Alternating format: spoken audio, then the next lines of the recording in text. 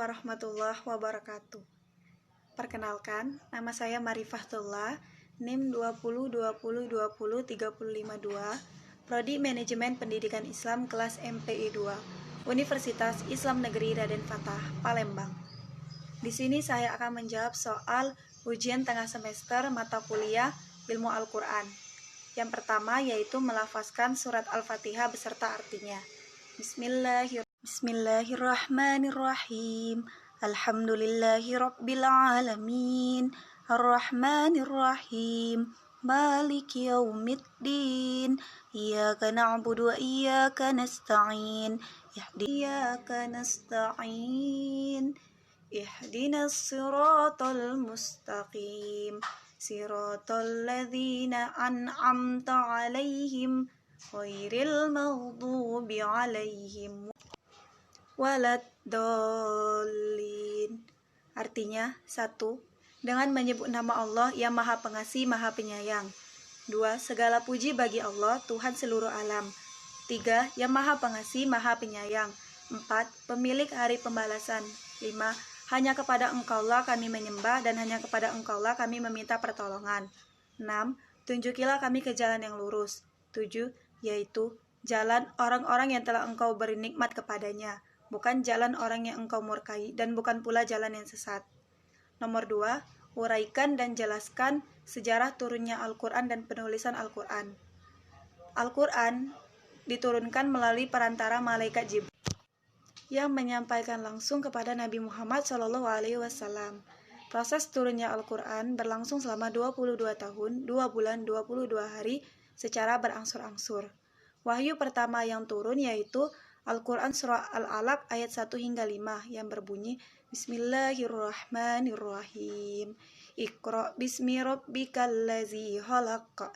Khalaqal insana min 'alaq. Iqra wa rabbukal akram. Allazi 'allama bil qalam. 'Allamal insana ma lam ya'lam. Wahyu pertama yang turun yaitu Quran Surat Al-Alaq ayat 1 hingga 5 pada saat Nabi Muhammad berusia 40 tahun pada tanggal 17 Ramadan di Gua Hira. Lokasi penurunan di Mekah sebanyak 86 surat selama 13 tahun dan dikategorikan ke dalam surat Makkiyah, serta di Madinah sebanyak 28 surat selama 10 tahun dan dikategorikan ke dalam surat Madaniyah. Penulisan Al-Quran. Penulisan Al-Quran pertama kali dilakukan pada masa Abu Bakar As-Siddiq atas usulan Umar bin Khattab. Hal ini terjadi karena Umar khawatir atas kemurnian Al-Quran, karena tidak sedikit para penghafal yang mati syahid. Kemudian soal nomor 3 yaitu sebutkan salah satu contoh surat atau ayat yang terdapat asbab an-nuzul. Di sini saya mengambil Al-Quran Surah At-Tin ayat ke-5 dan 6. Ayat ke-5 yang berbunyi Tsumma radadnahu asfala safilin. Artinya, kemudian kami kembalikan dia ke tempat yang serendah-rendahnya. Sebab turunnya ayat ini dari Ibnu Jarir meriwayatkan dari Al-Ufi dari Ibnu Abbas yang berkata, ayat ini turun berkenaan dengan beberapa orang zaman Rasulullah yang dipanjangkan umurnya hingga menjadi pikun. Orang-orang lalu bertanya tentang perkataan dan perbuatan yang mereka lakukan ketika pikiran mereka telah tidak berfungsi lagi. Allah menerangkan bahwasanya mereka mendapatkan pemaafan. Artinya, mereka mendapatkan ganjaran dari apa yang mereka perbuat. Kemudian dilanjutkan pada ayat ke-6 yang berbunyi illal ladzina amanu wa 'amilus solihati falahum ajrun ghairu mamnun, yang artinya kecuali orang-orang yang beriman dan mengerjakan amal soleh, maka pahala yang tiada putus-putusnya bagi mereka. Sebab turunnya ayat ini bahwasanya menjadi penegasan ulang bahwasannya orang yang beriman dan mengerjakan amal soleh sebelum datang waktu pikun mendapatkan pahala yang banyak sekali yang tiada putus-putusnya atau amal jariah dari Allah Subhanahu wa taala, di mana orang ini mendapatkan anugerah dari Allah berupa kelezatan yang melimpah, kesenangan yang tak henti-hentinya, serta kenikmatan yang terus bertambah selama-lamanya. Kemudian soal yang keempat, bagaimana cara menentukan surat Makkiyah dan Madaniyah serta berikan masing-masing contohnya. Yang pertama yaitu cara menentukan. Orang-orang pada zaman dahulu menentukan surat antara Makkiyah dan Madaniyah ini melalui 3 cara.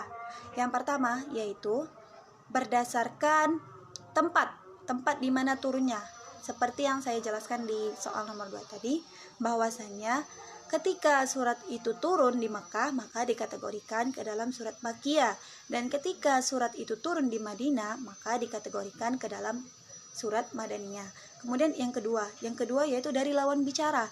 Dari lawan bicara ini artinya bahwasanya kepada siapa Rasul berbicara. Ketika Rasul berbicara dengan orang Makkah, maka dikategorikan ke dalam surat Makkiyah. Ketika Rasulullah berbicara kepada orang Madinah, maka dikategorikan ke dalam surat Madaniyah. Dan yang ketiga yaitu waktu. Waktu artinya dari hijrah Nabi. Ketika Nabi belum hijrah, maka dikategorikan di dalam surat Makkiyah. Ketika Nabi sudah hijrah, dikategorikan ke dalam surat Madaniyah. Contoh surat Makkiyah dan Madaniyah. Di sini saya mengambil contoh surat Makkiyah yaitu Quran Surah Al-Ikhlas yang berbunyi Bismillahirrahmanirrahim. Qul huwallahu ahad, Allahus samad, lam yalid wa lam yulad, wa lam yakul lahu kufuwan ahad. Artinya, dengan menyebut nama Allah yang Maha Pengasih lagi Maha Penyayang. Satu, katakanlah wahai Muhammad, dialah Allah yang Maha Esa. 2. Allah tempat meminta segala sesuatu. 3.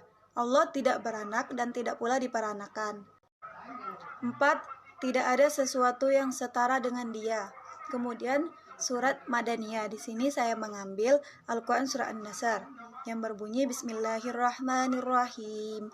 Iza jaa nasrullahi wal fath wa ra'aitan nasa yadkhuluna fi dinillahi afwaja fasabbi bihamdi rabbika wastaghfir innahu kana tawwaba. Yang artinya dengan menyebut nama Allah yang maha pengasih, maha penyayang. 1. Apabila telah datang kepadamu pertolongan dan kemenangan. 2. Dan kamu melihat orang berbondong-bondong masuk ke agama Islam. 3. Maka bertasbihlah kamu kepada Tuhanmu dan memohon ampunlah, sesungguhnya Dia Maha Penyayang.